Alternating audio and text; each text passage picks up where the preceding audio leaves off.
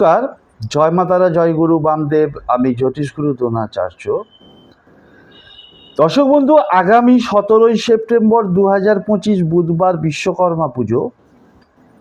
এই বিশ্বকর্মা পুজোর দিন আপনারা এমন একটা ক্রিয়া করবেন যার ফলে আপনাদের ব্যবসায় উন্নতি হবে, আর্থিক উন্নতি হবে, বাধাবিঘ্ন দূর হয়ে যাবে। যে কোনো কাজে আপনারা সফলতা অবশ্যই পাবেন। কি করবেন? ওই দিন সকাল সকাল স্নান করে শুদ্ধভাবে শুদ্ধ বস্ত্রে একটা নারকেল নেবেন।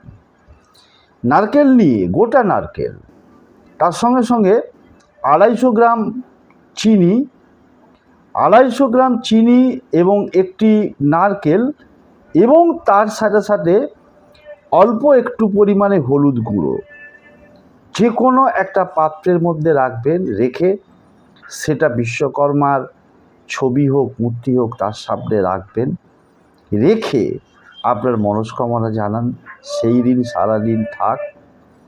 পরের দিনকে আপনি ওই নারকেল, চিনি এবং হলুদ গুঁড়ো, এই তিনটেকেই আপনি যে কোনো প্রবাহিত জলে ভাসিয়ে দেবেন বা কোনো গাছের গোড়ায় বসিয়ে দিয়ে চলে আসবেন।